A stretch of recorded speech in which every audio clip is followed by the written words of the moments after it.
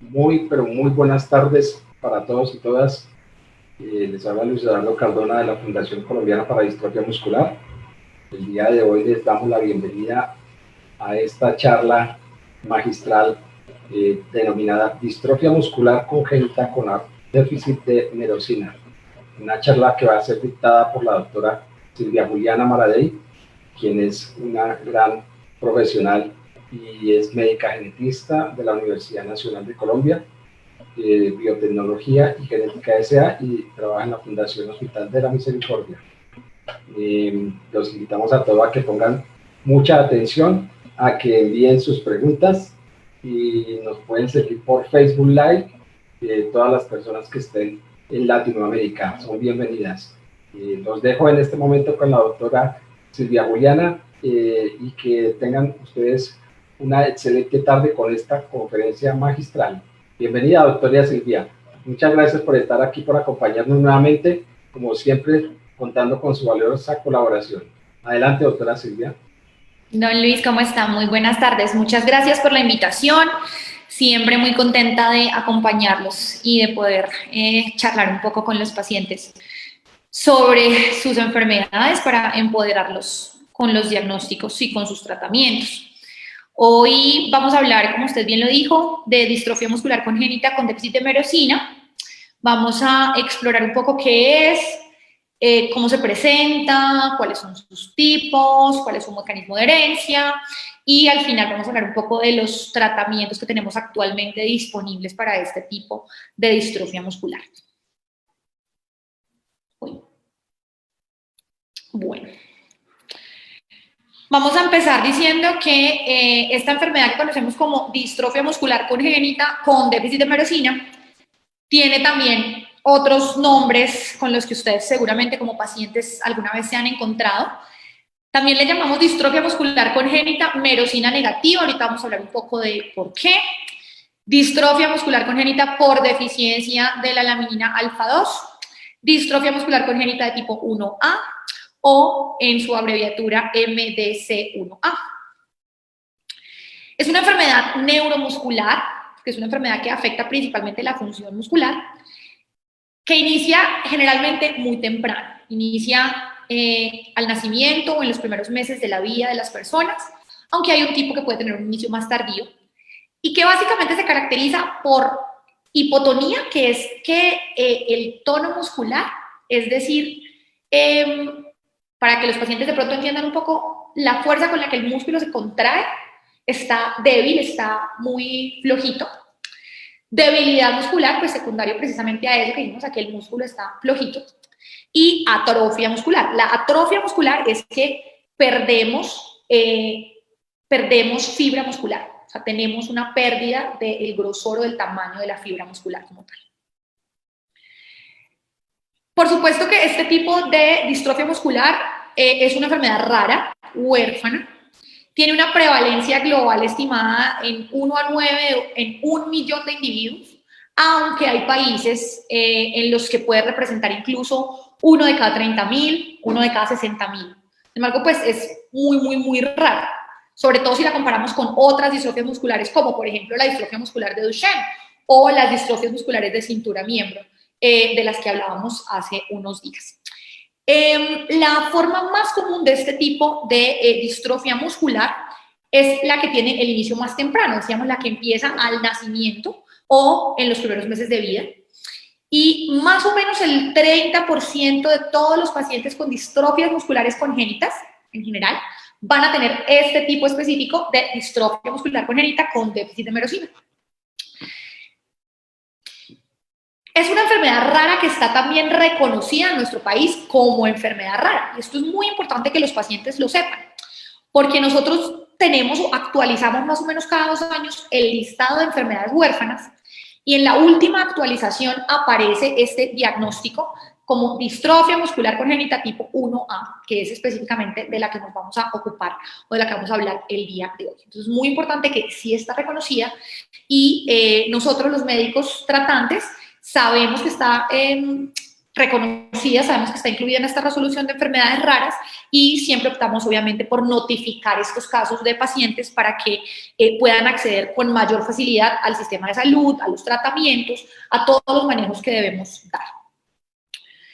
Este tipo de distrofia muscular, como la mayoría de distrofias musculares, no todas, afecta a ambos sexos, afecta a cualquier raza, tenemos descripciones en todo el mundo y requieren de análisis genéticos para ser confirmadas. Por eso los genetistas, como yo, somos unos de los médicos que estamos involucrados en el diagnóstico y en el manejo de los pacientes con este tipo de enfermedades. La causa, como su nombre lo dice, es que existe una deficiencia, un déficit, una falta, que puede ser parcial o total, de una proteína o unas proteínas especiales de las células musculares que se llaman lamininas, pero específicamente un tipo de laminina que es la laminina 211 y específicamente, más específicamente, un pedacito de esa proteína laminina que se llama la cadena alfa. Entonces, aquí les traigo un dibujo para que entendamos un poquito cómo se forma una de estas proteínas lamininas, o merosina. Por eso le decimos déficit de merosina, porque así le llamamos a este tipo específico de laminina. Estas proteínas, como ustedes ven, tienen una cadena o una componente central, como un tallo, un tabique, una columna vertebral, que es lo que llamamos la cadena alfa. Y tenemos otras cadenas diferentes, que son beta y gamma, que están enrolladas alrededor de esa columna vertebral, que es la cadena alfa.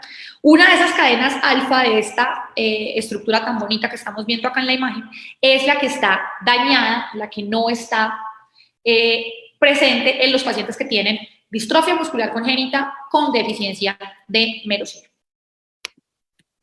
Perdón. Esta imagen, que ya es un poco más complicada de entender, la traigo para mostrarles, espero que todos estén viendo mi cursor, que esta proteína, laminina 211 o merosina, está ubicada en el exterior de la célula muscular y le permite a la célula muscular interactuar con lo que es la matriz del tejido muscular, que se llama lámina basal. Esa lámina basal tiene otras proteínas, como por ejemplo colágeno. Y esa laminina o esa merosina lo que nos permite es que haya un adecuado anclaje de la fibra muscular con esa lámina basal, para que al contraerse la fibra muscular pueda cumplir adecuadamente su función sin romperse o sin separarse de esa matriz. Porque si la fibra muscular no está adecuadamente anclada, esa fibra muscular se va a empezar a deteriorar y eventualmente esa fibra muscular va a morir. Y si esa fibra muscular muere o se deteriora, el espacio que queda en el músculo entre las fibras musculares per se y lo que llamamos lámina basal o la matriz del músculo, el endomisio, puede rellenarse o ocuparse, por ejemplo, con grasa. Y la grasa no sirve en el músculo. En el músculo necesitamos fibras musculares. Entonces, esta proteína es sumamente importante para que no ocurran estas alteraciones en el músculo. Aquí podemos además ver en esta gráfica todas las otras proteínas que son muy importantes para el anclaje de la fibra muscular y para el adecuado funcionamiento y contracción de la fibra muscular y que también causan otros tipos de distrofias musculares, como por ejemplo los distroglicanos, que causan distrofias musculares de cintura-miembro, los sarcoglicanos, que cuando se alteran también causan distrofias musculares de cintura-miembro, o la famosísima distrofina, que es la proteína que está relacionada principalmente con distrofia muscular de Duchenne o distrofia muscular de Becker. Normalmente esta proteína laminina debe estar anclada a distintos tipos de receptores en la célula muscular, principalmente a integrinas o a algunas glicoproteínas que nos van a permitir hacer como un puente entre esa matriz extracelular o lo que hay por fuera de la célula muscular y lo que está adentro de la célula muscular. Esto es lo que vemos cuando hay deficiencia de merosina. La parte A de esta gráfica nos muestra cómo se ensamblaría normalmente un grupo de proteínas que se encargan de hacer el puente entre la lámina basal en el músculo, las fibras, por ejemplo, de colágeno que están aquí dibujadas, y como tal la membrana de la fibra muscular o de la célula muscular. Y en la parte B vemos cómo se pierde completamente esa arquitectura o ese anclaje a esa lámina basal cuando tenemos alteraciones de la cadena alfa de esa proteína que es la merosina, o ese complejo de proteínas que es la merosina. Pero en este caso particular del que estamos hablando hoy, decimos que se trata de una distrofia muscular merosina negativa o con deficiencia de merosina, porque resulta que hay otros tipos de distrofias musculares congénitas que se relacionan con aumento en la expresión o la presencia de merosina. Eso también es deletérea para el músculo. Siempre en nuestro cuerpo debe haber un sano equilibrio. No puede haber ni mucho más ni mucho menos de cualquiera de nuestros compuestos, porque inmediatamente los órganos pueden empezar a fallar o dejar de funcionar bien. Entonces, se llama por deficiencia de merosina porque en este caso particular tendremos, como decíamos, o ausencia parcial o ausencia total de la merosina, y eso pues afectará significativamente el ensamblaje como tal de esas proteínas lamininas y obviamente pues el anclaje de la fibra muscular, como decíamos, a la lámina basal. Puede en algunas ocasiones el fenotipo no ser tan específico o tan propio de esta enfermedad. ¿El fenotipo qué es? Son las manifestaciones clínicas de los pacientes. Como hay otras distrofias musculares que también pueden tener déficit de merosina parcial o déficit, por ejemplo, del distroglicano, que es esa otra molécula que está en la membrana de la célula muscular y que también permite o hace de puente entre lo que está fuera y lo que está dentro. A veces se pueden solapar las manifestaciones clínicas, a veces no es tan sencillo llegar a un diagnóstico. Y seguramente a muchos de ustedes, pacientes, les ha ocurrido que los médicos tratantes, cuando vamos a solicitar los estudios ya para hacer la confirmación del diagnóstico, tenemos que estudiar varios pedacitos del ADN a la vez, pero de esto vamos a hablar más adelante. Esta distrofia muscular congénita por deficiencia de merosina puede tener dos, digamos, grandes formas de presentación. La primera, y decíamos la más frecuente, es la distrofia muscular congénita tipo 1A, que es la que aparece tempranamente. Tempranamente, ¿cuándo es? Aparece al nacimiento o aparece en los primeros meses de vida, el primero, segundo, tercer mes de vida de un niño. ¿Qué es lo que principalmente hace sospechar que exista? Que los niños tienen mucha debilidad muscular. Los músculos son muy flojitos. Que tienen pocos movimientos de sus extremidades. Uno los ve como ahí acostaditos en la cama y como que no se mueven mucho. Y además tienen una característica particular y es que se forman contracturas de las grandes articulaciones. ¿Las contracturas qué son? Son alteraciones o deformidades esqueléticas en las que una articulación está como permanentemente doblada o contraída. Principalmente, por ejemplo, en los codos o en las rodillas, que son como esas articulaciones grandes, en las caderas. También los niños empiezan a presentar falla de Medro. ¿La falla de Medro qué es? No ganan peso apropiadamente, no ganan talla. La mamá dice que el niño sí come, pero el niño no crece, se queda en las curvas. Además tienen dificultades para succionar, por ejemplo, el pezón cuando se están alimentando de leche materna, o para succionar el tetero, o tienen dificultades cuando ya son un poco más grandes para tragar, para pasar los alimentos, para masticar. Y en muchas ocasiones pueden hacer aspiración, lo que la gente comúnmente llama broncoaspiración, que se atora con la comida y ese contenido alimentario con el que se atoran pasa a las vías respiratorias. Si eso ocurre, los niños pueden estar predispuestos a presentar muchas infecciones pulmonares a repetición. Además, vamos a tener retardo del desarrollo, principalmente motor, porque lo que está afectado es el músculo. Entonces, ¿qué va a pasar? De pronto se logran sentar, pero se van a demorar mucho. Es difícil, o a veces no lo logran gatear, por ejemplo. Muchos de estos pacientes con este tipo de distrofia muscular congénita no logran ni siquiera caminar. Pero el desarrollo intelectual generalmente es normal. Sí hay algunos casos descritos en los que hay algún compromiso cognitivo, sobre todo trastornos del aprendizaje o algún trastorno del comportamiento, en niños sobre todo más grandes o en personas ya adultas, pero en general el desarrollo cognitivo inicia siendo normal. Tienen debilidad de su esqueleto axial. ¿Qué es el esqueleto axial? Hagan de cuenta ustedes, es el cuello, el tronco, ¿sí? Lo que está en el centro del cuerpo. Y empiezan a hacer, por esa debilidad de los músculos, empiezan a hacer deformidades, por ejemplo, de la columna. La columna necesita que todos los músculos que están alrededor de ella estén supremamente bien formados y estén funcionando apropiadamente. Si eso no pasa, si el músculo está débil, no hay cómo darle soporte a la columna y se empiezan a torcer o a ir hacia los lados. Eso se llama escoliosis. Y además, por esa dificultad o esa debilidad de los músculos del esqueleto axial, como del centro del cuerpo, empiezan a tener dificultades, por ejemplo, para sostener la cabeza. Empiezan a perder o tener pobre control del cuello. Hay una cosa muy importante y es que hay un grupo de enfermedades neuromusculares que también aparecen tempranamente, que son enfermedades que llamamos de la neurona motora. Por ejemplo, la atrofia muscular espinal.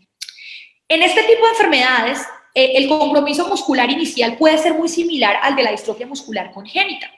Pero ese tipo de enfermedades de neurona motora tienen otros hallazgos que nos hacen pensar más en ellas. Uno de estos es, por ejemplo, fasciculaciones de la lengua. ¿Qué son las fasciculaciones de la lengua? Es que la lengua, si uno la mira, la ve que da como brinquitos. Eso no es normal. Y eso es muy característico de las enfermedades de neurona motora como la atrofia muscular espinal. No lo es así para las distrofias musculares congénitas.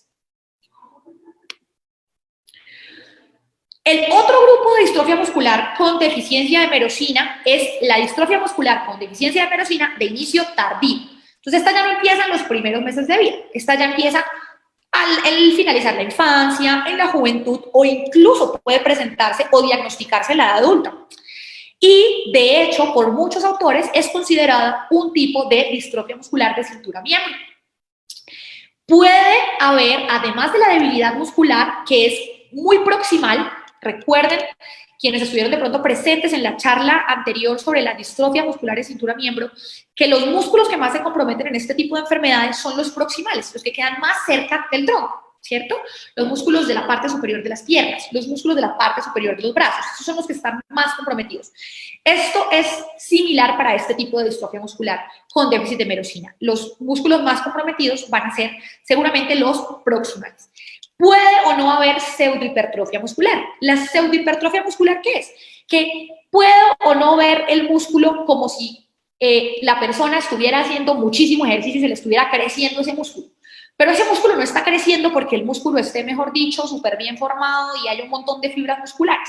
El músculo se empieza a ver así porque ese espacio que decíamos está entre la célula muscular y el espacio que queda fuera de sus membranas, empieza a llenarse, por ejemplo, por grasa. Entonces la fibra empieza a crecer, pero no es porque realmente haya hipertrofia del músculo y por eso le llamamos pseudohipertrofia. Parece hipertrofia del músculo. También estas personas pueden haber tenido antecedentes de retardo del desarrollo. Puede que uno le pregunte y diga, sí, mi mamá me dijo que yo me demoré para caminar. Sí, yo como que me demoré para sentarme, para gatear. Pueden haber tenido incluso algunas manifestaciones de otros tipos de distrofias musculares, como por ejemplo caídas frecuentes, dificultad para subir escaleras, pueden también presentarse. Y pueden, por supuesto, presentarse también manifestaciones ya más tardías de articulares, como decíamos, contracturas, por ejemplo. Entonces es lo mismo que la contractura del codo, que la contractura de la rodilla. Y es muy importante mencionar, tanto para este tipo como para el tipo anterior, que lo olvidé mencionar, que puede presentarse con epilepsia. Es decir, las personas que padecen de este tipo de distrofia muscular congénita pueden tener además crisis convulsivas. Y eso a veces nos puede incluso hacer desorientar en el diagnóstico porque decimos, hombre, tenemos una distrofia muscular o compromiso muscular y tenemos epilepsia. O sea, a veces podemos pensar incluso en otras enfermedades, por ejemplo, patologías o enfermedades mitocondriales. Pero no, realmente estamos ante una distrofia muscular con déficit de merosina que puede también hacer determinados tipos de epilepsia. ¿Tienen también compromiso cardíaco?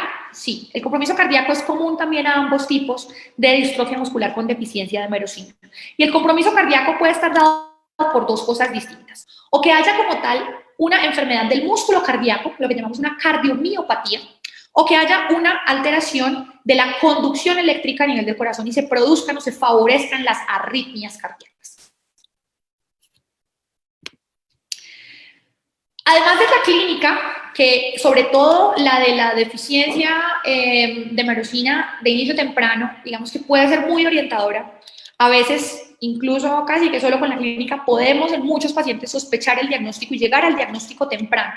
Tenemos unos laboratorios de apoyo o unos paraclínicos, exámenes que podemos hacer para apoyar ese diagnóstico.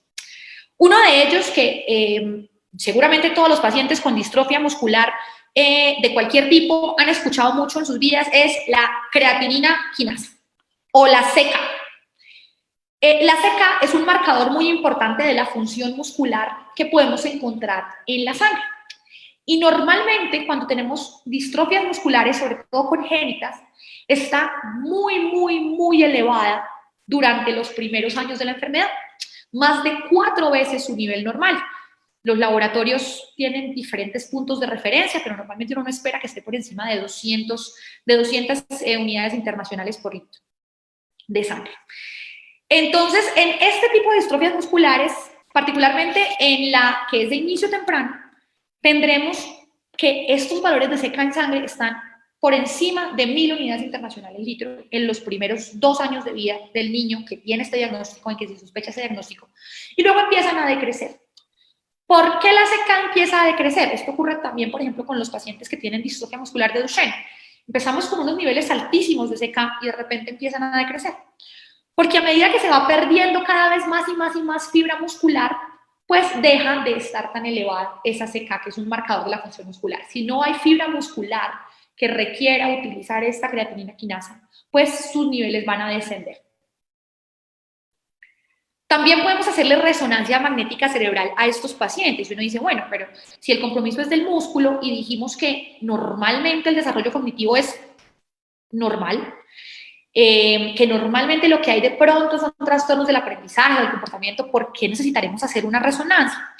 Porque las alteraciones que pueden presentarse o que pueden detectarse en la resonancia cerebral magnética, si bien no están relacionadas con que los pacientes pudieran tener algún tipo específico de déficit cognitivo o de retardo mental, por ejemplo, sí pueden relacionarse con el pronóstico respecto a la presentación, por ejemplo, de crisis convulsivas.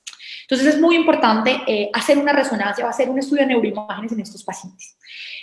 Podemos encontrar principalmente 2 cosas. Nosotros en las resonancias vemos la estructura del cerebro y además de ver la estructura del cerebro, vemos o buscamos lo que nosotros llamamos patrones, por ejemplo, de mielinización o patrones de formación de la sustancia blanca y de la sustancia gris, que son como los componentes principales neuronales del cerebro. Y cualquiera de esas, podemos tener tanto alteraciones en la sustancia blanca como anomalías propiamente estructurales. Las anomalías estructurales que están relacionadas de la estructura del cerebro, de la forma del cerebro, que están principalmente relacionadas con este tipo de distrofias musculares congénitas, son las que implican que haya una disminución o una alteración en la forma o el número de los giros de las circunvoluciones que tenemos en el cerebro. Si ustedes piensan en un cerebro, ustedes inmediatamente se imaginan una cosa llena de curvitas, llena de curvitas. Y resulta que en los pacientes que tienen este tipo de deficiencias de merosina, este tipo de distrofias musculares congénitas con deficiencia de merosina, lo que observamos es que hay disminución del patrón de giros en el cerebro. A eso le llamamos polimicrogiria. Incluso se han descrito algunos casos en los que hay agiria, o sea, el cerebrito se ve como muy recto. Esto no es bueno, es necesario que existan esos giros, esas circunvoluciones. Y esto, como les digo, se ha relacionado mucho con la probabilidad que tienen los pacientes con este tipo de distrofia muscular congénita de presentar eventualmente, por ejemplo, epilepsia. Además, y como en el caso de las otras distrofias musculares, podemos realizar biopsias musculares. Sin embargo, las biopsias musculares, como siempre lo mencionamos en nuestras charlas, son a veces muy difíciles de interpretar. Requieren hacer, además de solo la observación, digamos, o las tinciones más básicas que hacen los patólogos, unos estudios especiales que llamamos de inmunohistoquímica.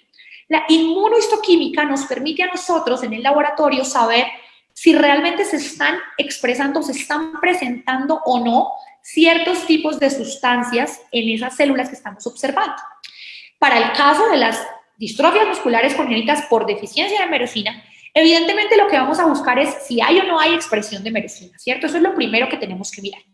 Y en la biopsia muscular, por supuesto que en estos casos pues vamos a encontrar que hay o deficiencia parcial, o sea, o que falta un poco, que no están los niveles óptimos que quisiéramos, o que definitivamente no tenemos la expresión de la merosina.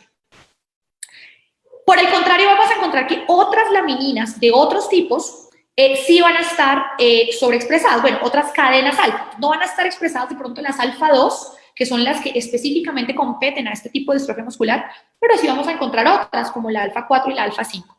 Estos generalmente son mecanismos como de sustitución que busca el organismo para tratar de equilibrar un poco las cargas. Si me falta esto, de pronto produzco esto que se puede parecer eventualmente.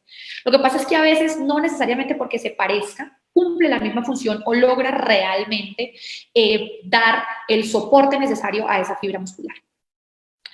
Y por supuesto que tal vez también algunos pacientes han tenido que pasar por un examen de resonancia nuclear magnética de los músculos.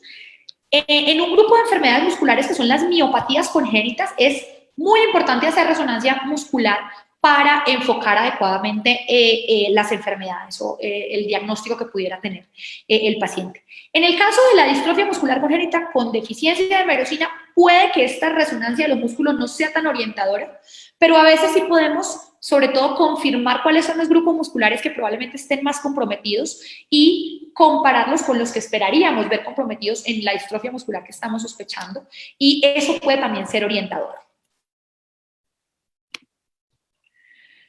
Decíamos que entonces a algunos pacientes les deben hacer, o a la mayoría de pacientes se les debe hacer un test genético, un estudio genético para poder saber cuál es realmente la alteración que tienen y confirmar el diagnóstico. Es decir, efectivamente tienen una alteración genética que explica esas manifestaciones clínicas, que explica esta enfermedad y que soporta este diagnóstico. Ustedes han escuchado hablar seguramente del ADN. El ADN es como una biblioteca. Yo sé que siempre lo explico de la misma manera, pero es que es la manera más sencilla que creo que como lo podemos todos entender. El ADN es una biblioteca grande, con muchos estantes. Y en cada estante de esa biblioteca tenemos libros, un montón de libros. Haciendo la traslación a específicamente la distrofia muscular congénita por deficiencia de merosina, tenemos que en la biblioteca que es el ADN vamos a buscar un estante que se llama así, se llama 6q22. Esto quiere decir que es un estante que queda en el cromosoma 6. Entonces vamos a ir al cromosoma 6 del paciente, en ese estante que se llama así, y en ese estante vamos a buscar un libro específico que se llama el libro LAMA2 o el gen LAMA2, que es el gen que codifica para las cadenas alfa 2 de la laminina 211 o de la merosina. Y en ese libro vamos a abrir el libro y vamos a empezar a mirar letra por letra de lo que dice ese libro.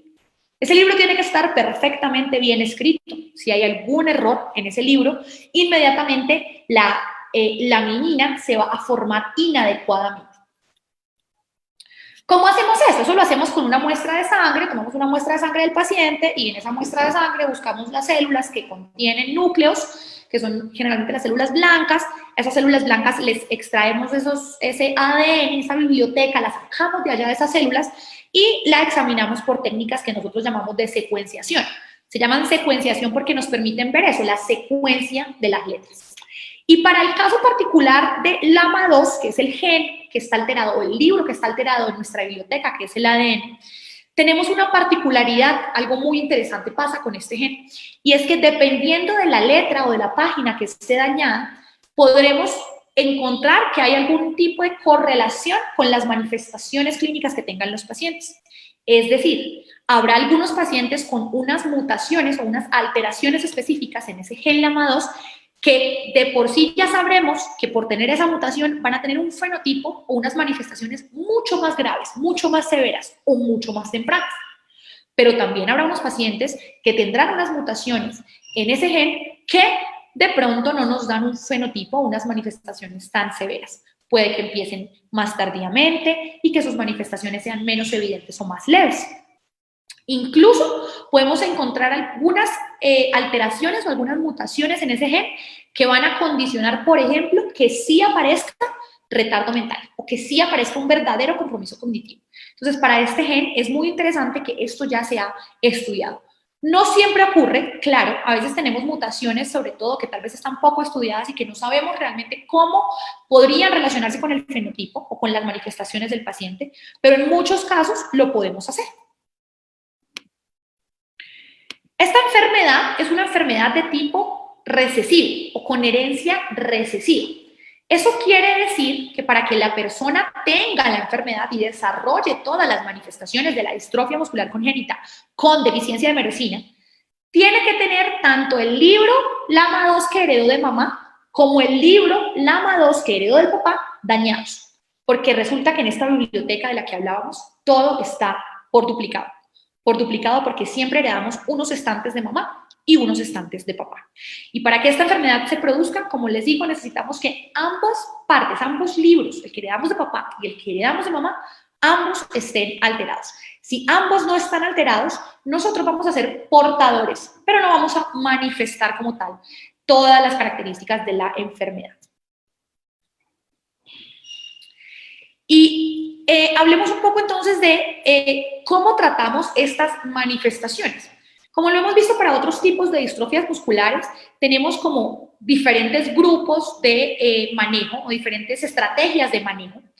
Unas que estarán orientadas siempre a manejar las complicaciones por sistemas o las comorbilidades o condiciones que pueden ser derivadas directamente de la enfermedad.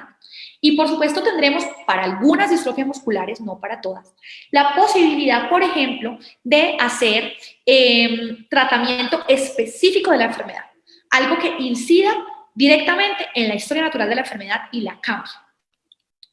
Primero vamos a volver a recordar que siempre para todos estos tipos de enfermedades el manejo es multidisciplinario. Es decir, el manejo no puede ser el neurólogo solito, ni el genetista solito, ni el fisiatra solito, ni el ortopedista, no, tienen que ser todos, tiene que ser un grupo multidisciplinario. Si ustedes como pacientes sienten que tienen de pronto solo uno o dos manejos que de pronto están muy solitos, hablen con sus médicos, empodérense, digan, doctor, yo siento que de pronto podemos buscar un equipo más grande. A nosotros, los médicos, nos gusta que los pacientes sepan o conozcan sobre su enfermedad y que estén empoderados sobre qué podemos hacer, sobre cómo los podemos manejar. Y a veces uno como médico también se siente solo. A veces uno dice, hombre, yo quisiera poder hablar con este neurólogo para saber qué vamos a hacer con este paciente. Y a veces el puente entre los dos médicos es el paciente, porque de pronto los dos médicos no están en el mismo hospital. Pasa mucho aquí en este país. Un médico está en un hospital en Caparrapí y el otro está en el hospital en Bogotá. Entonces no es fácil la comunicación y a veces a través de las historias clínicas tampoco lo es. Entonces siempre de pronto tratar que estemos siendo valorados, evaluados, seguidos, manejados por grupos multidisciplinarios. Y además no solo somos médicos, ¿no? También tenemos psicólogos, nutricionistas, terapeutas, fonoaudiólogas. Entonces somos un gran equipo de personas que podemos apoyar a los pacientes en el tratamiento o en el manejo de su enfermedad. Es muy importante que entre ese equipo de tratantes se pueda escoger cuál es el mejor manejo para un paciente, no solo en lo que nosotros como médicos pensamos que es lo mejor o en el grupo interdisciplinario piensa que es lo mejor, sino también teniendo en cuenta la opinión del paciente, consultando con el paciente. El paciente tiene creencias, el paciente tiene valores, el paciente tiene unas expectativas. Entonces siempre también es muy importante que los grupos tratantes involucremos a los pacientes en la selección de las estrategias de manejo. Vamos a hablar primero del manejo como tal, de las complicaciones, o no digamos complicaciones, digamos de las condiciones que están derivadas directamente de la enfermedad. Entonces, lo resumí como en esta tablita para que tengamos una visión general de todo. Vamos a ir hablando uno por uno de ellos. Si hablamos o pensamos en las distrofias musculares congénitas, pues lo primero que se nos viene a la mente, como siempre lo hemos dicho, es el compromiso es principalmente del músculo. Entonces, lo primero que vamos a decir es, hay compromiso músculo-esquelético. O sea, el sistema muscular y el sistema esquelético, los huesos que dependen íntimamente de la función muscular, van a tener alteraciones. ¿Qué podemos hacer nosotros como tratantes o cómo sabemos cuáles son las alteraciones o cuál es la extensión de las alteraciones musculoesqueléticas en un paciente? Pues tenemos que hacer evaluaciones de función motora en los pacientes. ¿Cómo se evalúa la función motora? Con unas escalas que ya sabemos que están preestablecidas, predeterminadas para determinado tipo de distrofia muscular. También podemos hacer algunos exámenes muy particulares, por ejemplo, evaluaciones computarizadas de marcha que nos permiten saber si hay o no hay una alteración específica de la marcha y cuál es. Y por supuesto que también tenemos que evaluar entonces el esqueleto. Principalmente dijimos que podían, por ejemplo, ocurrir deformidades de la columna porque el esqueleto axial o los músculos axiales, los del tronco que mantienen la columna en su lugar y le dan estabilidad, están muy fofos, están débiles. Entonces, debemos hacer también evaluación de la escoliosis. ¿Cómo podemos hacerla? Una radiografía de columna, por ejemplo, es muy útil para saber si hay escoliosis o no hay escoliosis. Ya, obviamente, por parte de ortopedia, eventualmente se definirá si se necesita un examen más profundo, un TAC, una resonancia, algo más específico para la columna. Pero en principio, una radiografía nos puede dar mucha información. Si encontramos algún compromiso en la función motora, en la marcha, en deformidades de alguno de los huesos, de la columna, ¿qué debemos hacer? Pues vamos a orientar las estrategias de manejo o de tratamiento hacia conservar la función y la movilidad de eso que me está faltando. Si yo me estoy cayendo mucho, si tengo alteraciones de la marcha, tengo que hacer un plan de terapia, por ejemplo, que me permita mantener la función de caminar, mantener la función de la marcha. Si no puedo caminar, pero me puedo sentar, el plan tiene que estar orientado a que me tengo que sentar bien, por ejemplo. Y a veces se necesitan dispositivos de apoyo, a veces no puede ser solo fisioterapia, por ejemplo, a veces necesitamos una ortesis, una férula, algo que me dé soporte al fragmento de mi cuerpo o al segmento de mi cuerpo donde tengo de pronto una deformidad o donde tengo mayor debilidad muscular. A veces necesitamos silla de ruedas, claro. Y hablábamos en una charla previa sobre la importancia, por ejemplo, de saber que las sillas de ruedas o el tipo de silla de ruedas tiene que ser escogido también por un grupo interdisciplinar, por un grupo que no solo diga, esta es la silla de ruedas para este paciente porque es la más bonita, grande y cara, sino esta es la silla de ruedas para este paciente porque el paciente puede manejarla, porque el paciente la puede tener en su casa, porque le va a ser fácil movilizarse en ella, porque la columna de este paciente puede sentarse adecuadamente ahí en ese espaldar de esa silla. Entonces son muchas las cosas que entran acá en consideración para todos estos dispositivos que llamamos de apoyo. Y a veces ni con la terapia ni con los dispositivos de apoyo podemos mejorar la función o mejorar la movilidad. A veces tenemos que considerar la opción del manejo quirúrgico. ¿El manejo quirúrgico qué busca? Elongar, por ejemplo, los tendones o el tejido conectivo que está asociado con ese músculo para que el músculo, en vez de estar ahí como contraído y quieto y fofo y malo todo el tiempo, tenga o le permita tener al paciente un mayor arco de movilidad. A veces nos toca llegar a tratamiento quirúrgico. También será, por supuesto, dependiente de las características de cada paciente. Y a veces es incluso dependiente del pronóstico.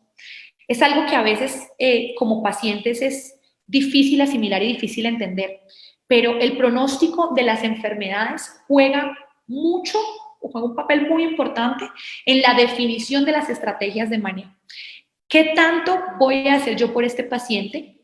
Pero ¿qué tanto me puede realmente dar el paciente? ¿Qué tanto puedo obtener del paciente si hago esto o esto o esto otro? Entonces eso también es supremamente importante tenerlo claro.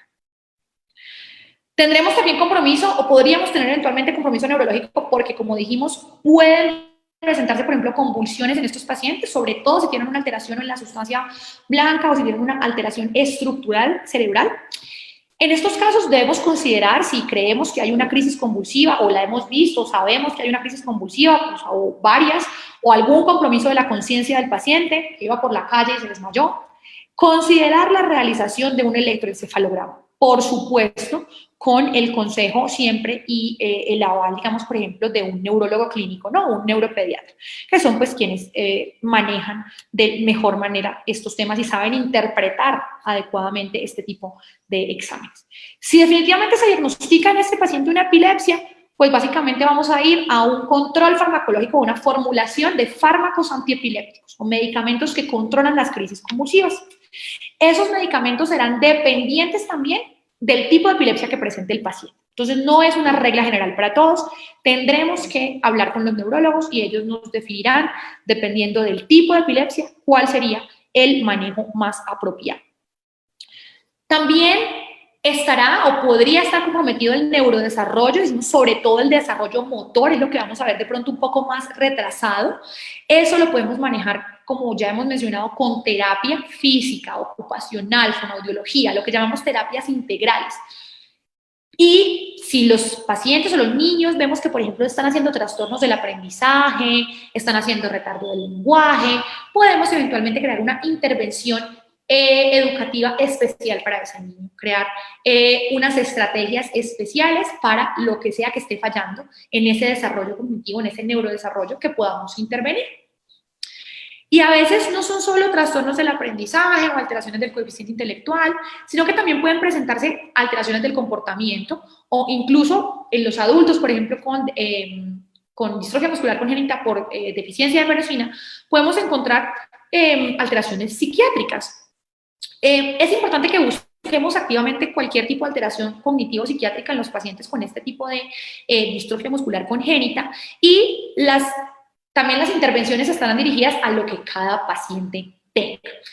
Es muy importante, me voy a adelantar un poco, esto lo tenía en la siguiente diapositiva, siempre el acompañamiento por psicología, si bien no por psiquiatría, al menos por psicología, no solo para el paciente, sino para la familia. Estos son diagnósticos muy difíciles de asimilar y son diagnósticos que implican un compromiso muy grande de la familia, no solo en tiempos para dedicarlo al paciente, para las citas, para las terapias, sino un compromiso muy grande también a veces, por ejemplo, económico. A veces uno no piensa en eso, pero, hombre, movilizarse a una cita cuesta, ¿cierto? Y ir al médico cuesta, porque me toca coger el taxi, porque si no me puedo montar en el Transmilenio con la silla de ruedas gigante, me toca irme en un taxi, eso me cuesta, o si me toca pagar un transporte especial, o si la DPS no me quiere dar, o una cosa y otra. Entonces, todo ese tipo de cosas que empiezan a influir en el diagnóstico, o sea, ya no solo el diagnóstico, sino todo lo que gira alrededor de ese paciente, de esa familia, es importante que esté acompañado siempre por una intervención también psicológica. También podemos tener problemas en la alimentación. Decíamos que, por ejemplo, en los pacientes que tienen distrofia muscular congénita por déficit de miosin de inicio muy temprano, hay problemas de la succión, se pueden atorar, pueden hacer aspiraciones de restos de comida. Y además pueden empezar a tener entonces alteraciones de su estado nutricional. Entonces, como yo sé que me atoro, pues ya no como tanto porque me atoro, o no como sólidos porque me atoro, entonces ¿para qué como sólidos? Yo mejor solo tomo líquidos. Empezamos a perder peso, se altera completamente el estado nutricional y a veces incluso se necesita suplementación dietaria. También, por ejemplo, puede haber reflujo gastroesofágico.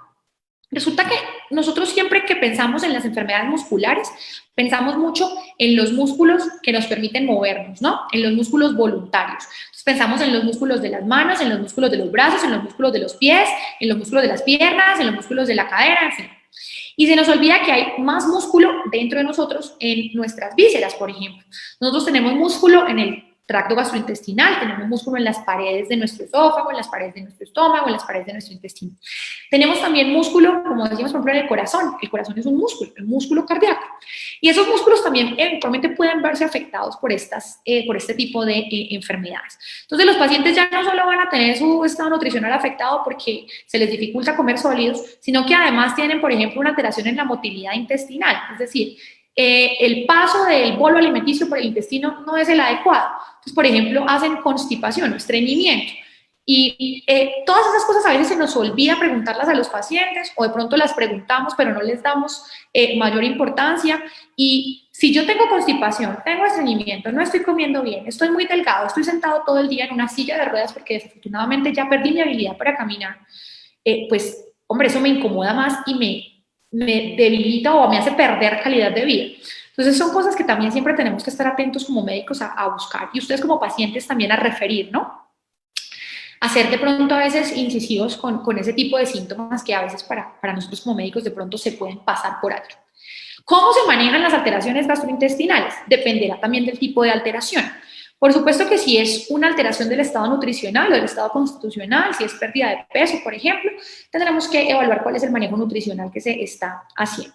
Si es un tema ya un poco más de la dificultad, por ejemplo, para masticar, para tragar, podremos eventualmente hacer o intervenir con fonoaudiología. Algunos pacientes que tienen ya una enfermedad muy severa y que no pueden, por ejemplo, comer apropiadamente, no pueden tragar, no pueden deglutir, necesitarán, por ejemplo, gastrostomía. La gastrostomía es una cirugía en la que abrimos un orificio en el estómago que nos conecta con el medio exterior de la barriguita y por allí se alimentan los pacientes.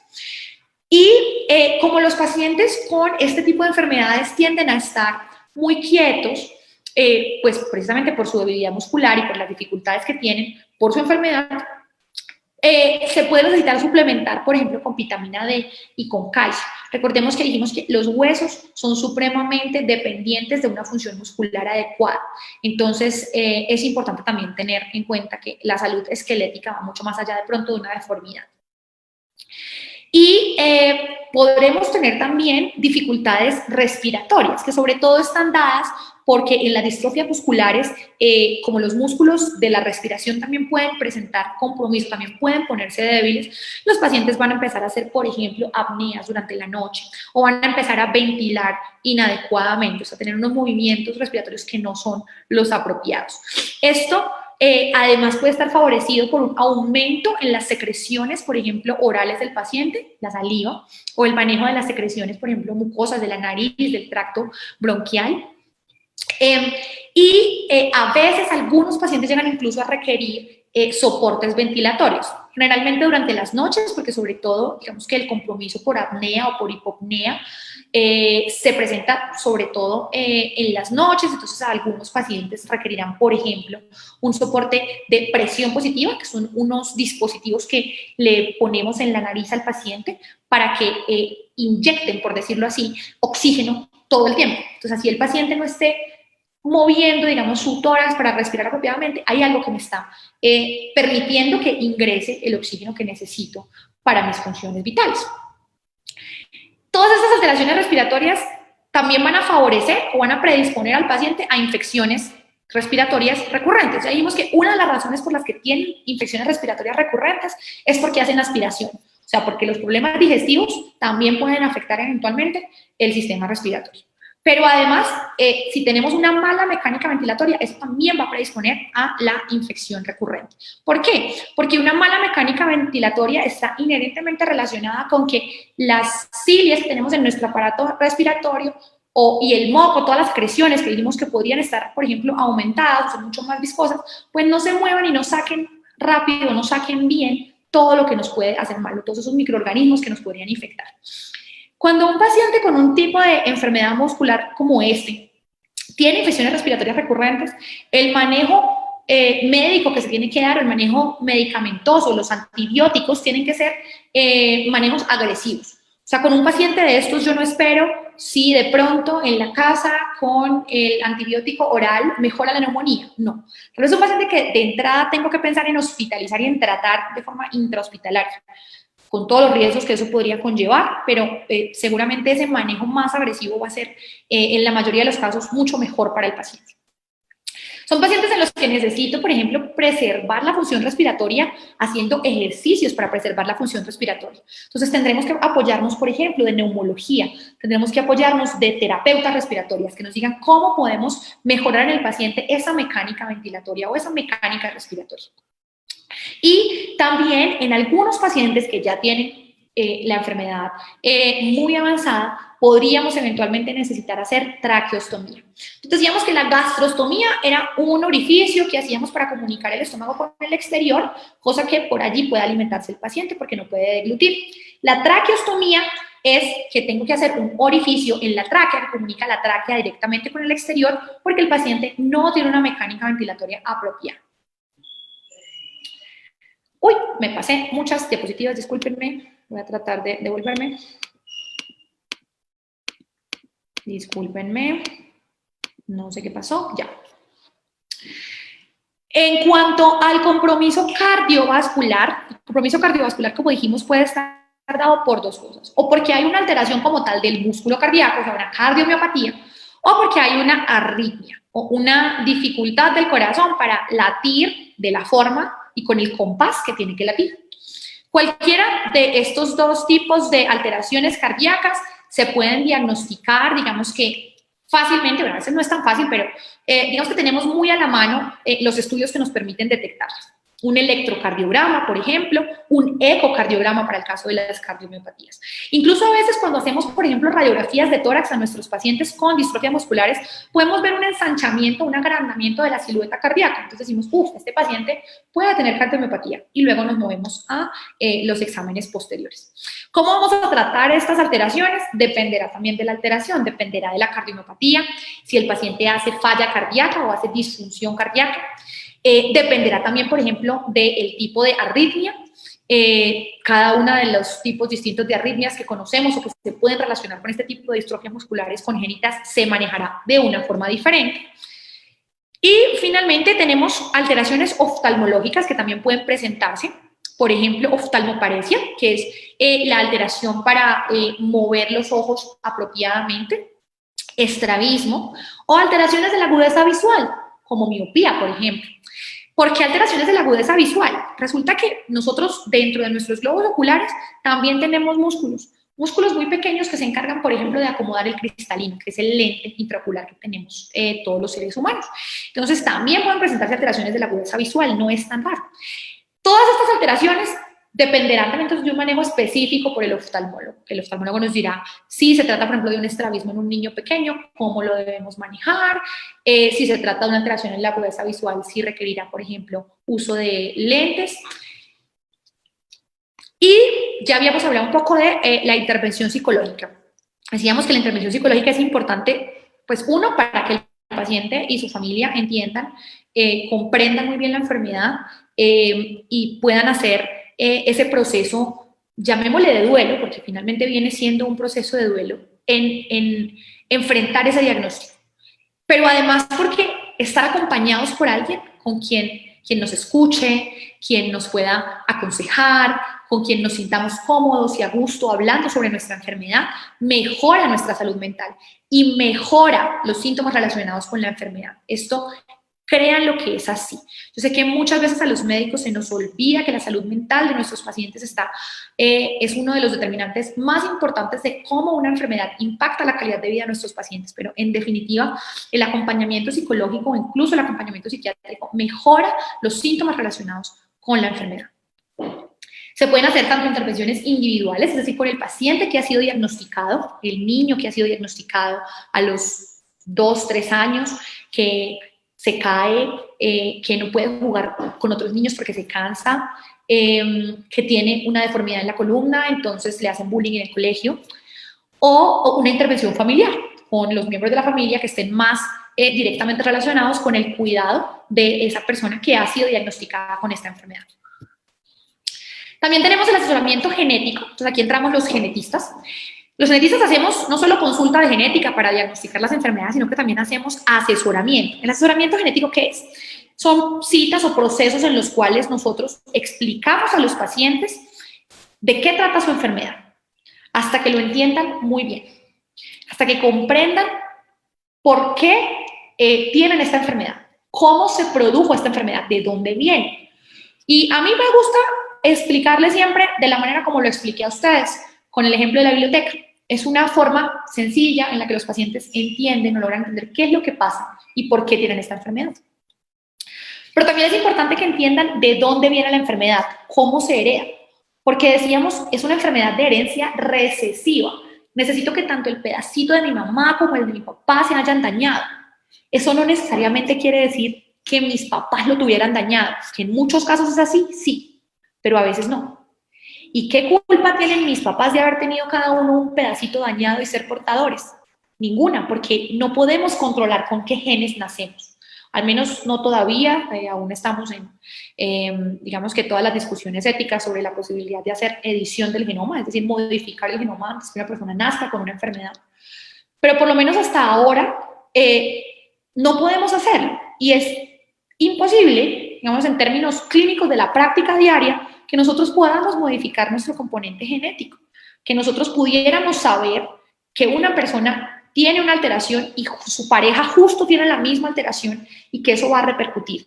¿Cómo lo sabemos? Cuando ya tenemos un diagnóstico en la familia, cuando ya sabemos que hay un paciente diagnosticado con X o Y condición, en este caso con distrofia muscular congénita por deficiencia de merosina, y nos toca ir a buscar en los papás, sobre todo si son papás jóvenes que quieren tener más hijos, ¿qué es lo que pasó? Los papás eran portadores. ¿Cuál es entonces el riesgo que tienen esos papás de heredar eso a sus hijos? ¿Cuál es el riesgo de que en un siguiente embarazo eso vuelva a suceder? A eso es a lo que lo llamamos riesgo de recurrencia en las familias.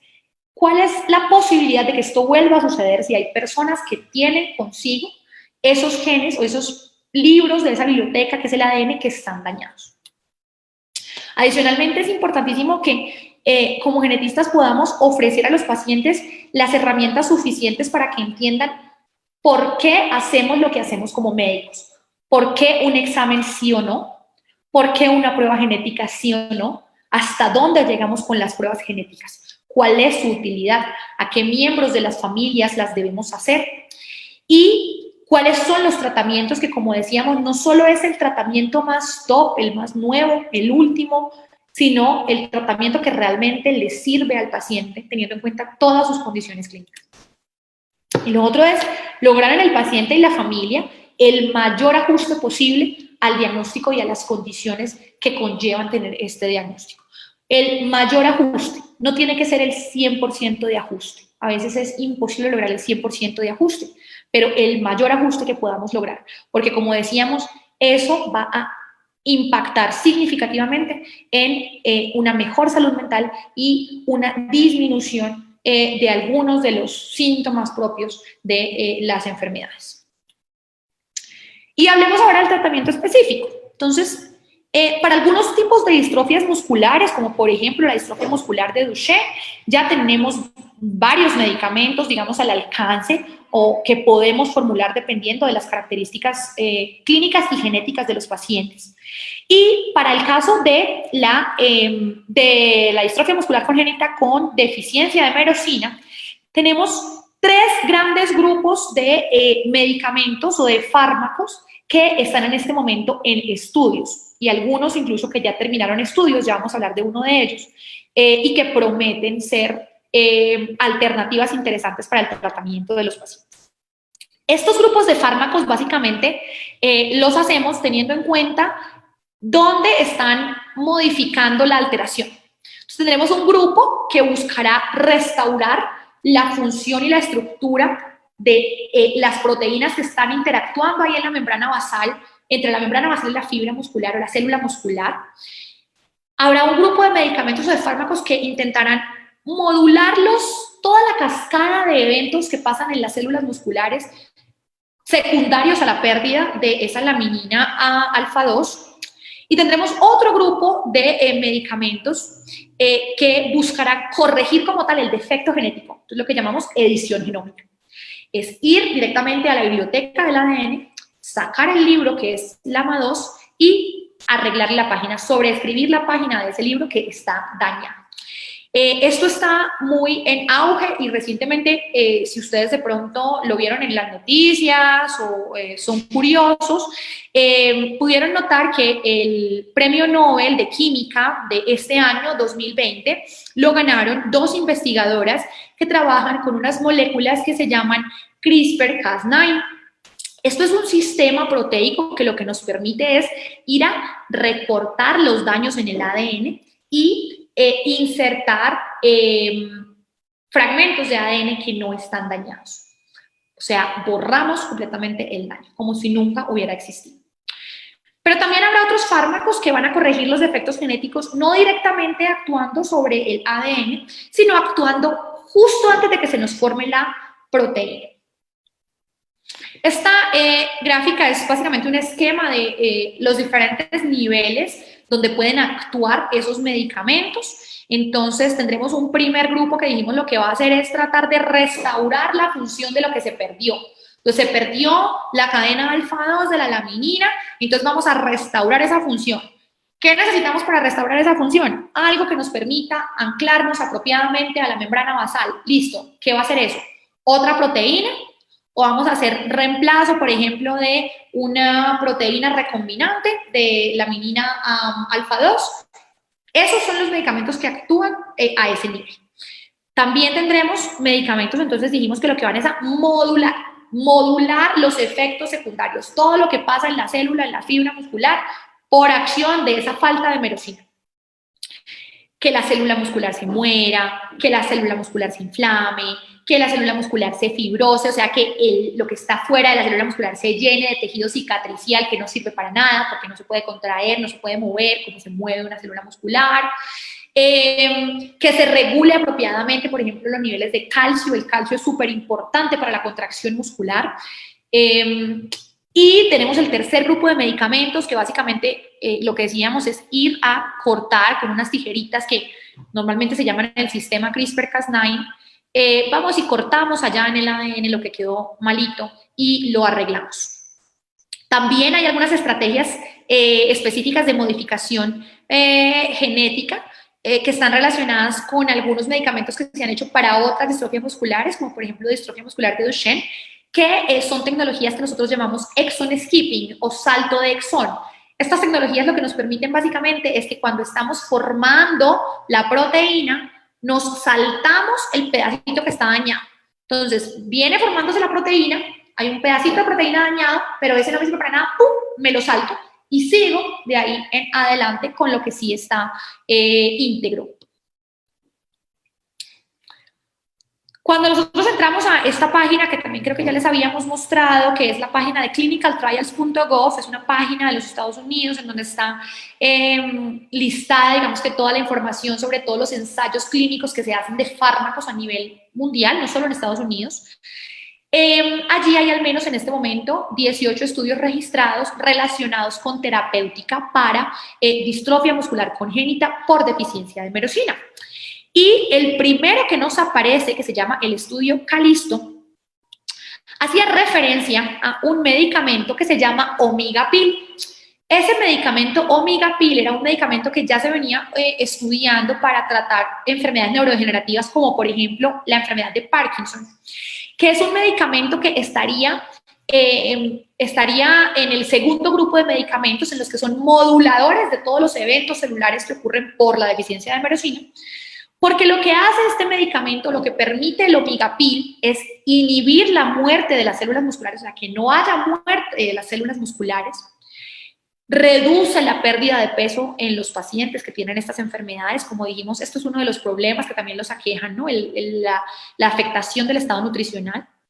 Reduce también la deformidad esquelética, aumenta la movilidad y parece que protege contra la mortalidad temprana, es decir, parece que utilizar este medicamento podría estar de alguna manera alargando un poco la expectativa de vida. Estos resultados ya fueron publicados, este estudio Calisto ya tuvo resultados publicados, se publicaron a finalizar el año 2018, después del año 2019, y este laboratorio, Santera, es el laboratorio que compró, digamos, por decirlo así, como ese medicamento Omigapil, específicamente para probarlo en distrofias musculares congénitas. Es promisorio, aún no se han terminado, digamos, todos los procedimientos que se deben tener para que sea finalmente aprobado, por ejemplo, por la FDA en los Estados Unidos, ya para empezar a aplicarlo como tal a los pacientes. Aquí, por ejemplo, en Colombia todavía tampoco tenemos aprobación de este medicamento, digamos, o regulación para su uso en distrofias musculares congénitas, pero es uno de los medicamentos más promisorios que tenemos. Finalmente, antes de terminar, decirles que no todos los medicamentos tampoco es que sean buenísimos para las personas que tienen ciertos tipos de enfermedades, ¿no? Y es muy importante que nosotros como pacientes estemos en conocimiento de qué cosas de pronto debemos evitar, porque no necesariamente los médicos saben de todo el montón de enfermedades que tienen o que existen o que pueden padecer las personas, y mucho menos que a veces hay cosas tan específicas que no se le puede poner a un tipo específico de enfermedad, por ejemplo, muscular. Si bien es la generalidad que a los pacientes con distrofias musculares congénitas hay que tenerles mucho cuidado con el tema de las anestesias, sobre todo las anestesias generales, hay un medicamento que se llama succinilcolina que se utiliza para inducir la anestesia. Resulta que este medicamento succinilcolina relaja la fibra muscular. Pero esto no es tan bueno en los pacientes con distrofia muscular porque puede causar como efecto secundario arritmias cardíacas, normalmente porque se aumentan los niveles de potasio. Y esas arritmias cardíacas en un procedimiento quirúrgico en el que el paciente está sedado, está dormido, pues no son tan fáciles de controlar y manejar. Entonces es, como lo digo, importante en todos los pacientes con distrofia musculares, ojo con las anestesias. Los anestesiólogos son muy juiciosos, ellos saben y son muy prudentes con este tema, pero también que los pacientes lo sepan, ¿no? Siempre que vayan a una valoración anestésica, doctor, yo tengo una enfermedad muscular, ¿qué puede pasar? ¿Tengo alguna contraindicación? Y medicamentos como las estatinas, por ejemplo, la atorvastatina, la lovastatina, en adultos para controlar el colesterol.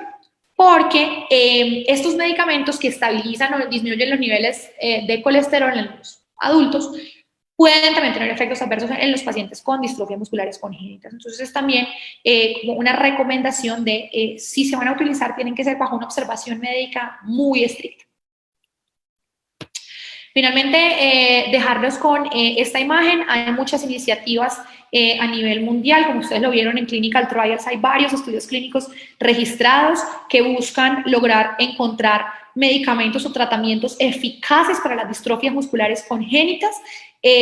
Seguramente todos los grupos distintos de investigaciones a nivel mundial seguirán atentos a tratar de buscar el mejor medicamento, lo que más se pudiera eventualmente acercar a una cura. Sabemos que la cura de las enfermedades genéticas es a veces muy difícil, pero sepan ustedes como pacientes que realmente hay mucha gente trabajando en esto y que quiere y puede más adelante aportarles para su tratamiento y para ofrecerles una mejor calidad de vida. Los dejo con esto. Muchas gracias por la atención y quedo atenta a cualquier pregunta que pueda surgir. Bueno, doctora Silvia, muchas gracias por esa intervención, esa conferencia también explicada, tan didáctica. Yo creo que los pacientes a nivel de Colombia y Latinoamérica han quedado un poco más claros sobre este tipo de enfermedad. Y la idea es que nuestros pacientes que estén conectados por Facebook Live y a través de Zoom hagan sus preguntas y vamos a pasar en este momento con Lady a ver qué preguntas tenemos. Lady, por favor. Sí, entonces pregunta la señora Alba Barrera, nos cuenta que a su hija le están realizando todos los exámenes y tiene una malformación venosa cerebral. Le indicaron pues que la niña tenía una miopatía muscular, ¿cuál sería el paso a seguir o qué recomendaciones le puede dar la doctora en este caso?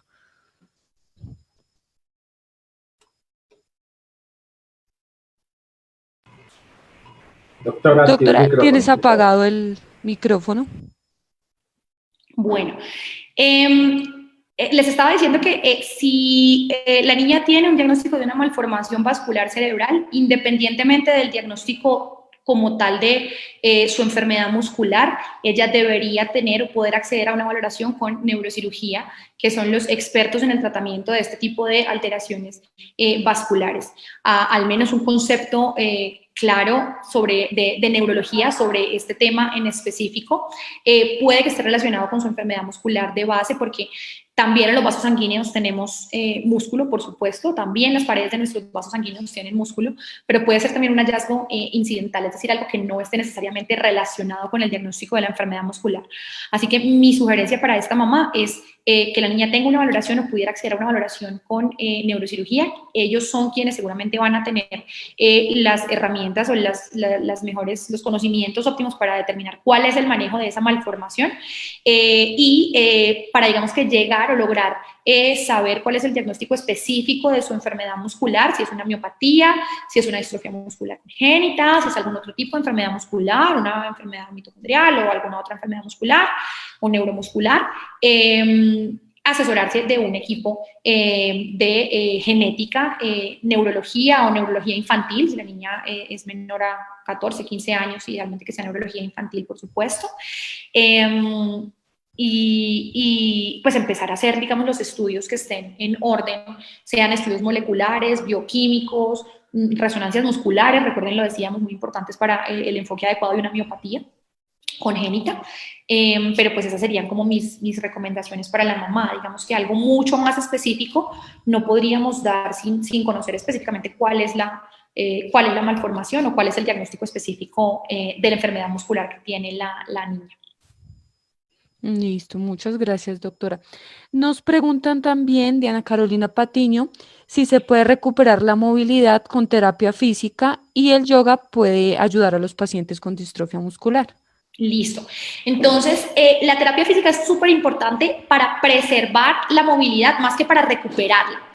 Porque a veces cuando ya se ha perdido capacidad, un arco de movimiento, por ejemplo, es muy difícil recuperarlo completamente, pero sí se puede preservar la función muscular que haya.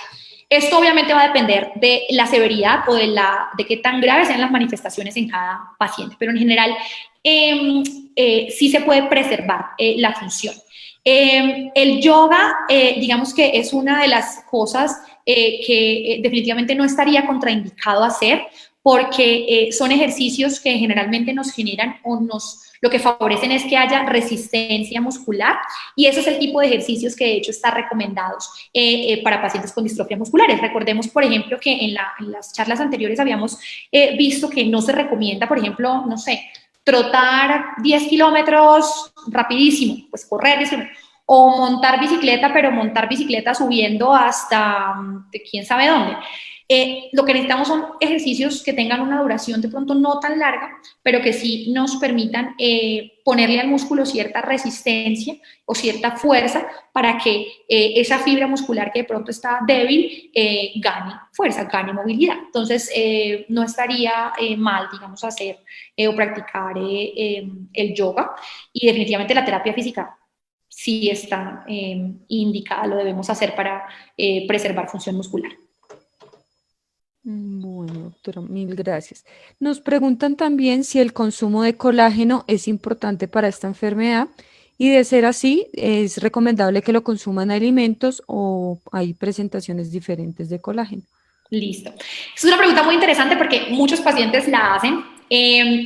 Como vimos, la lámina basal, a la que se tiene que anclar esa fibra muscular, está compuesta por fibras colágeno. Entonces uno diría, claro, pues si está compuesta por fibras colágeno, yo consumo colágeno y maravilloso, mejora el anclaje y demás.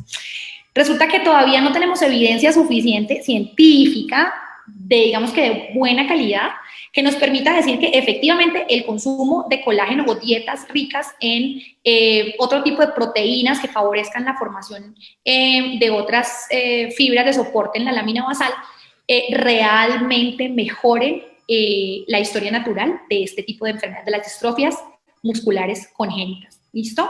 Entonces, tal vez haya evidencia para algunas otras enfermedades distintas a estas, por ejemplo, enfermedades articulares o autoinmunes incluso, pero para específicamente las distrofias musculares congénitas, no, digamos que no hay evidencia que nos diga que realmente funcione. No sabemos realmente si va a funcionar o no va a funcionar. La recomendación que nosotros como médicos generalmente siempre le damos a los pacientes es: mire, no sabemos si eso le va a funcionar, o sea, no sabemos si eso le va a servir realmente para su enfermedad, no hay suficiente evidencia, pero si usted lo consume y no le hace daño, que eso sí es muy importante, ojo, no le hace daño es que no tiene, por ejemplo, síntomas gastrointestinales exacerbados asociados a esto, porque si ya por la enfermedad tenemos unos síntomas gastrointestinales y le vamos a meter otra cosa que me da más síntomas, pues claramente no estaría indicado tomarlo. Pero si no está haciendo daño al paciente, los pacientes en general podrían tomar esas suplementaciones, obviamente siempre, digamos, con la recomendación médica, ¿no? Con el consejo médico y el seguimiento, también estar atentos a cualquier reacción adversa o complicación que se pudiera presentar. Bueno, nos cuenta la señora Mari Carmen, dice que tiene un hijo de 4 años, fue diagnosticado a los 2 años y ha presentado lo que ella cree que serían espasmos musculares con mucho dolor de manera repentina. Él aún camina, pero no logra subir escaleras. Pues dice que la doctora habló de epilepsias, pero pues no se mencionaron los espasmos. Ella quiere saber si es un hecho aislado o es algo que se presente comúnmente en esta patología. Listo. Aquí primero hacer la aclaración, hay algunos tipos de crisis epilépticas que se han denominado espasmos, pero son diferentes a lo que normalmente o en el argot popular llamamos espasmo muscular. El espasmo muscular, digamos que todos conocemos, es ese movimiento, esa contracción forzada, prolongada y dolorosa de un músculo que se quedó allí, que no se volvió a relajar. Por ejemplo, lo que nos pasa cuando nos da tortícolis. Y los otros tipos de espasmos, que pueden ser eventualmente una crisis convulsiva, son distintos, o sea, no son un espasmo muscular, que se me contrajo el músculo y me duele y se quedó ahí, y tengo la bola y no sé qué, no. Entonces, primero pues habría que saber si realmente son espasmos, si son espasmos musculares o calambres, que es lo que entiendo la mamita nos está comentando, hacen mucha más referencia al compromiso precisamente muscular y sí se pueden presentar en los pacientes con distrofias musculares. Muchos niños con distintos tipos de distrofias musculares se quejan de dolor muscular y ese dolor muscular puede estar acompañado de ese espasmo. A veces no es el espasmo, sino lo que llamábamos o lo que decíamos que es la pseudohipertrofia, entonces como el músculo como que se agranda y se endurece y se forma como una bola. Pensamos que de pronto es un espasmo, pero puede ser más bien pseudohipertrofia. Habría que examinarlo pues para determinar. Pero sí puede ser una manifestación. O sea, el espasmo muscular, el calambre, el dolor muscular, sí puede ser una manifestación también de la enfermedad, sobre todo en los estadios iniciales, digamos, cuando hay como mayor compromiso, mayor destrucción o muerte de la fibra muscular. En cuanto ya a las epilepsias o a los espasmos epilépticos, la forma de saber si realmente son crisis o si realmente existe alguna alteración que uno pueda llamar epilepsia es hacer un electroencefalograma.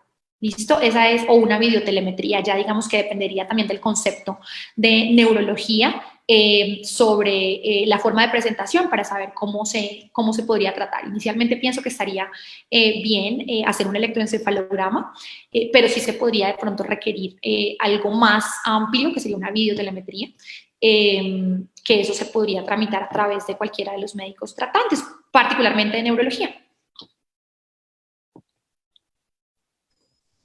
Listo, doctora, ¿no habrían más preguntas? Muchísimas gracias Bueno, muchas gracias a por ustedes. ayudarnos siempre.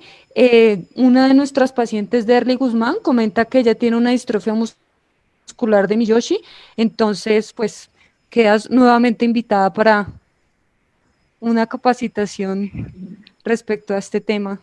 Claro que sí, atenta a todas sus necesidades siempre, a las necesidades de los pacientes, en todo lo que podamos colaborar desde nuestros servicios, desde genética y en todo lo que podamos apoyar a los otros médicos tratantes a la orden de verdad. Muchísimas gracias por la invitación, por la atención. Sé que a veces me extiendo mucho, me encanta hablar, pero pues muchas gracias por escucharme de verdad, por todas las preguntas y quedo pendiente de las nuevas necesidades que tengan. Bueno, doctora Silvia, muchísimas gracias nuevamente en nombre de la Fundación Colombiana para Distrofia Muscular. Queremos agradecer a todos los participantes que estuvieron por Facebook Live y a los que nos acompañaron por el canal de Zoom, a todas las y los profesionales de la salud, neuropediatras que están también acompañándonos. Les damos un agradecimiento muy especial y bueno, pues doctora Silvia, nuevamente un agradecimiento y queda invitada nuevamente para la próxima exposición. Ya estaremos hablando para que nos siga educando sobre todos estos temas de distrofia muscular para que nuestros pacientes tengan ese acompañamiento que tanto lo necesitan. Muchísimas gracias a todos y muy buena noche. Gracias. Feliz noche.